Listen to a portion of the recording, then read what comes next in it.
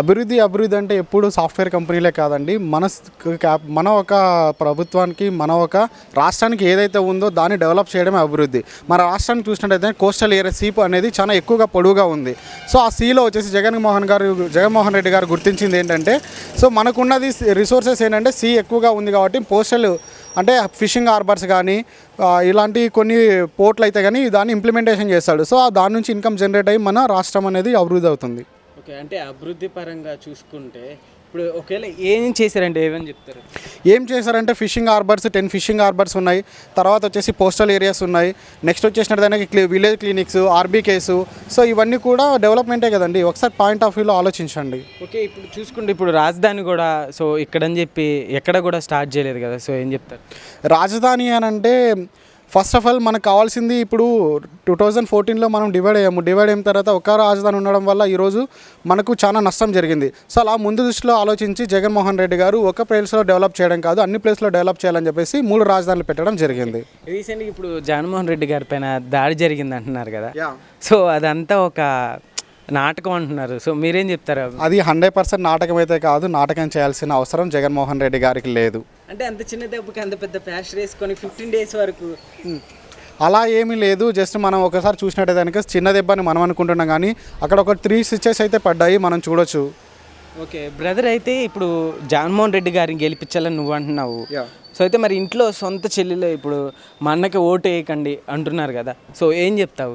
ఇప్పుడు చిన్న మన వాళ్ళనే నార్మల్ మిడిల్ క్లాస్ ఫ్యామిలీలోనే ఆస్తి తగాదాలు వచ్చేసి అన్నా చెల్లెల మధ్య కొన్ని గొడవలు అనేవి స్టార్ట్ అవుతుంటాయి. సో అలా వాళ్ళు కూడా మేబీ ఉండొచ్చేమో, బట్ ఏ రోజుకైనా ఒక రోజుకి వాళ్ళు కలుస్తారు. అన్నా చెల్లెల బంధం అయితే రక్త సంబంధం మనం ఎవరు విడదీయలేము కదా. ఇప్పుడు సునీత రెడ్డి గారు కూడా చూసుకుంటే సాక్ష్యాలతోటి తీసుకొచ్చి మా బాబాయిని చంపింది మా అన్నయ్య వాళ్ళే అంటున్నారు కదా, సో అంటే సొంత బాబాయిని చంపించారనే నింద కూడా జగన్మోహన్ రెడ్డి గారిపై ఉంది. ఏం చెప్తారు? అవును, దీనికైతే చాలా మంది ఎదురు చూశారు. మొన్న రీసెంట్గా జగన్మోహన్ రెడ్డి గారు పులివెందుల నామినేషన్ వేసినప్పుడు దీనికి ఆల్రెడీ జవాబు ఇచ్చేసాడు అతను.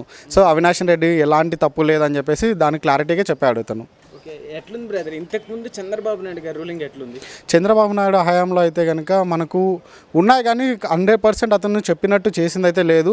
మన జగన్ గారు నాయకత్వంలో అయితే కనుక 2019లో ఏదైతే మేనిఫెస్టో చేశారో దాన్ని 99.9% కంప్లీట్ చేశారు. అదే మనకి ఇచ్చిన చంద్రబాబు నాయుడు గారు 2014లో వచ్చేసి రుణమాఫీ అని చెప్పాడు, డ్వాక్రా మహిళలకు చెప్పాడు. అది కంప్లీట్గా చేసింటే కనుక అతను ఈరోజు చెప్పుకునేవాడు. సో కంప్లీట్గా చేయలేడు కాబట్టి ఈరోజు చెప్పుకోలేకపో స్థితిలో ఉన్నాడు. అదే జగన్మోహన్ రెడ్డి గారు 2019లో ఏదైతే మేనిఫెస్టో చేశారో అది చేశాడు కాబట్టి ఈరోజు ప్రజల ముందుకు వచ్చేసి అడుగుతున్నాడు, నేను ఇది చేశాను, నా వల్ల మీకు మంచి జరిగితేనే ఓటేయండి అనే నాయకుడు ఇప్పటిదాకా నేను రాజకీయ అనుభవంలో ఎప్పుడు చూడలేదు. ఇద్దరిలో డిఫరెంట్ ఏంటని చెప్తారు? డిఫరెంట్ ఏంటంటే ఎవరైనా కానీ మనం జెన్యూనిటీ ఉన్న దగ్గరికి వాళ్ళకి మెజారిటీ అనేది డెఫినెట్గా ఉంటుంది. సో మంచి చేసిన వాడు కాన్ఫిడెంట్గా మాట్లాడతాడు, ఏమి చేయని వాడు తల వంచుకొని మాట్లాడతాడు.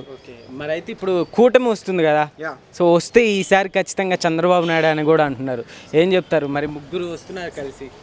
మీరు అన్నట్టు కూటమి అయితే వస్తుంది, కానీ ఒకటి చూడండి, కూటమి అనేది ఎందుకు వస్తుంది అంటే కనుక రాజు బలమైన వాడంటే సైన్యులందరూ ఒక దగ్గర చేరుతారు, దానికే సొల్యూషన్. ఓకే, అంటే సైకోని ప్రారదోలటానికి కూడా చాలా కష్టపడ్డారు అంటున్నారు కదా డాక్టర్, అట్లానే జగన్మోహన్ రెడ్డి గారిని పోలుస్తున్నారు. అలా అది కాదండి. ఇప్పుడు 100 మంది మంచి చేస్తే కనుక 100% మంచి చేస్తే ఎవరో ఒకరు నెగిటివ్ చేస్తూనే ఉంటారు, అది సహజం. సో అలానే కొంతమంది ఉంటారు. ఓకే, అయితే కొద్దిసేపు మనం పిఠాపురం వెళ్దాం. సో పిఠాపురంలో ఇప్పుడు పవన్ కళ్యాణ్ గారు పోటీ చేస్తున్నారు. సో అలానే వంగ సునీత గారు, ఒక వంగ గీత గారు. సో వంగ గీత గారు, సో ఇద్దరు ఎవరు వస్తారు అనుకుంటున్నారు? అసెంబ్లీకి వెళ్తారంటారా పవన్ కళ్యాణ్ గారు ఈసారి? పవన్ కళ్యాణ్ ఏమంటే ఎంతసేపు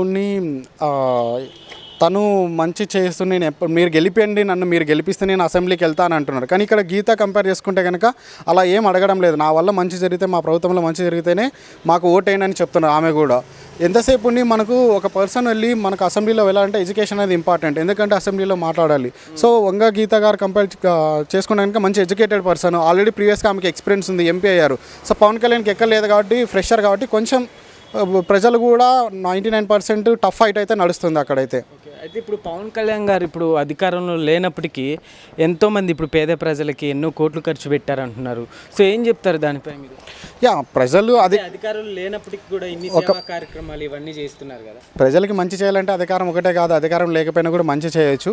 బట్ ఏంటంటే కనుక మనకు ఫస్ట్ ఇతను ఇండిపెండెంట్గా వచ్చింటే కనుక గెలిచే ఛాన్సెస్ ఎక్కువగా ఉండేవి. బట్ కూటమి ఉన్నప్పుడు కొంతమందికి చంద్రబాబు అంటే నచ్చాడు, కొంతమందికి పవన్ కళ్యాణ్ అంటే నచ్చాడు, అక్కడ కొన్ని సీట్లు డౌన్ఫాల్ అవ్వడానికి ఛాన్సెస్ ఉన్నాయి. ఓకే, సో ఓవరాల్గా ఏం చెప్తారు బ్రదర్? ఓవరాల్గా అంటే వారు వన్ సైడే మళ్ళీ 2024లో జగన్మోహన్ రెడ్డి సీఎం అవుతారు.